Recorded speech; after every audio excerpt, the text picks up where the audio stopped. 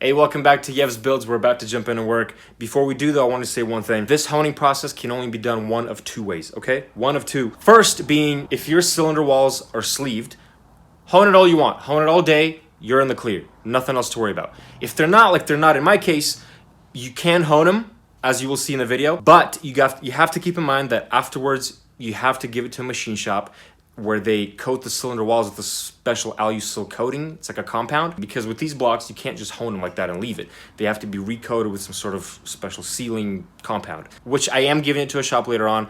I'm not recording any of that. But be mindful that if you are honing it, do it just a very little amount. Check your piston ring gapping before and after you do this just to be in the clear. Besides that, if you're uncertain of this job, then don't do it. If you are certain and you're just following my footsteps, well, kudos to you, and the responsibility is on you. Let's get into it. All right, so now we're gonna be honing the block. This is the most exciting part of this whole video, I think. Dude, it's kind of fun. Hear me out. This is what you do. To hone the block, you need some sort of motor oil. I got 10W40. Take a little squeegee like this. I just took a stick and wrapped a rag around it just so you wouldn't have to oil it up with your hand, because you're gonna have to hold the drill. You kind of dip it in and you wrap it around on the entire cylinder.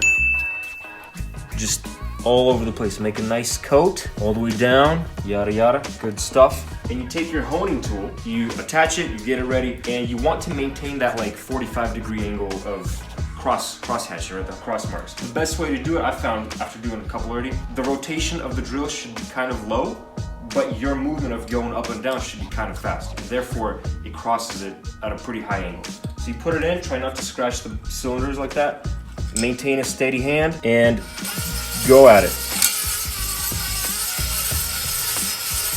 Make sure the pressure of the honing tool is not too much. Little to no pressure, and then just kind of work your way up, figure out what works, figure out what doesn't. And when you're taking it out, take it out under rotation. You know, you don't want it to stop and then pull it out and make extra markings that aren't necessary. You wipe your area with a little oil, and you examine it. Look at these look at that. Beautiful. Look at those hone marks. Nice and even. Look, these are all looking pretty good too. You know you're done when you don't have any more glaze spots. If everything else is looking pretty matte and even, and all the quote unquote scratch marks and hone marks are there, and there are no more glaze spots, that's when you know you're done with the cylinder. Feel it to the touch. If you can't feel them, that's a good thing. As long as you can see them and they're not actually too deep for the touch, then you're doing a pretty good job. But I got 7 more to do, so let's get to it.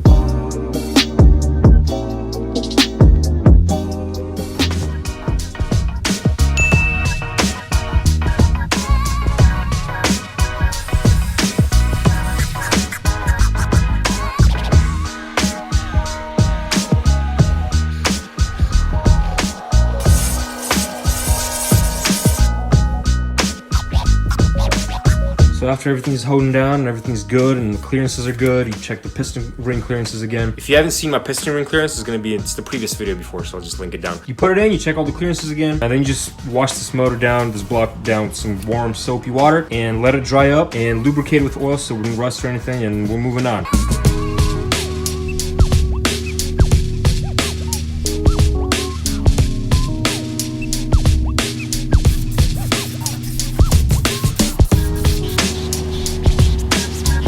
I'll switch out this thing, man. It's seen a lot of oil.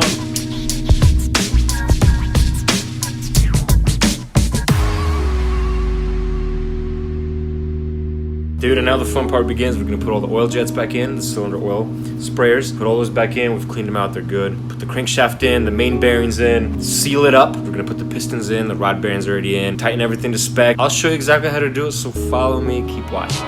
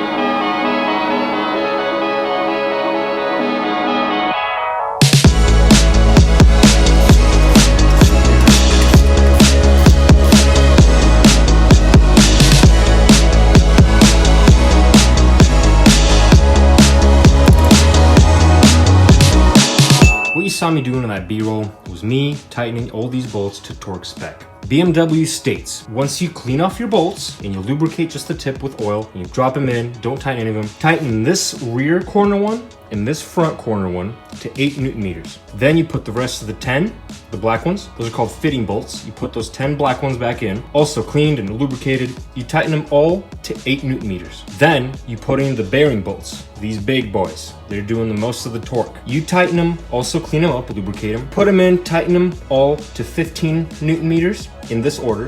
1, 2, 3, 4, 5, 6, 7, 8, 9, 10, 11, 12. Then you tighten them in the same sequence to 30 Newton meters. Then you tighten them in the exact same sequence to 130 degrees. That's only if you're using the original bolts, which I am, which BMW actually clarifies, do not replace these bolts. If you all of a sudden have to replace them, there's a whole different torque sequence, but use these same bolts if they're in good condition. Then you tighten these fitting bolts, the black ones that we've previously tightened to 8. You tighten them in also the exact same sequence to 15 Newton meters. You tighten them all to 15 and then give them an extra 100 degrees of a turn. Then we're putting in all these smaller bolts all around, right? You tighten these 2 little ones to 15 Newton meters and you leave them. That's it for those 2. These, however many there are, you tighten them to 5 Newton meters, as well as these 3, you tighten them to 5 Newton meters. Then you go back and you give these all an extra 90 degrees, stop right there, and then those 3 are an extra 60 degrees. And that's it for tightening the crankcase. Next up, we're doing the front seal. That's the part number. Obviously, BMW requires special tools, which we do not have. I'm gonna lubricate it just a smidge with some motor oil. Lubricate the area that it's going into. Make sure that flap is inward so it wouldn't be stuck anywhere. And take a little 2x4, a little hammer, and give it a nice punch in the center. That way, you can ensure that it's gonna go in evenly. Check just once in a while. Make sure everything's going in, just like that. Drill a little hole, seats in nice and tight. Boom. Last final hits.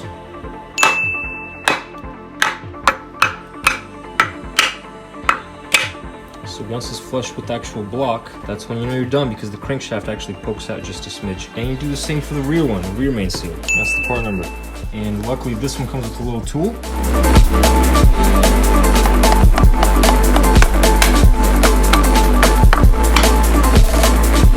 We're moving on to sealing up the crankcase with the block. So this is the little syringe and this is the little liquid seal you get, part number right here.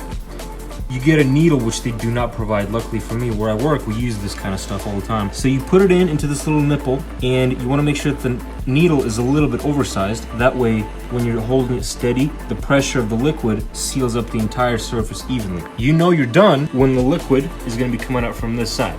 And you twist this nozzle, and you just wait. Have a lot of patience and keep it steady. And this is an indication that it's time to pull out, because it's done and it's sealed up evenly everywhere. It's supposed to be coming up from this side and the back side. Can I pull out? So now you can pull out, bro. Your game's strong, bro. One of these should be enough for both sides of the crankcase. It's about $64. Then we're moving on to this. This is a little primer. As you can see, there's a little green stuff already. This little primer, BMW says to use this afterwards, after this is already on here. This is a seal to seal off the seal. Does that make sense? It don't make sense to me, BMW. So then you take it, it's a little brush. You kind of let it seep through. As you can see here, it's very liquidy, so it's gonna pour down all the way around.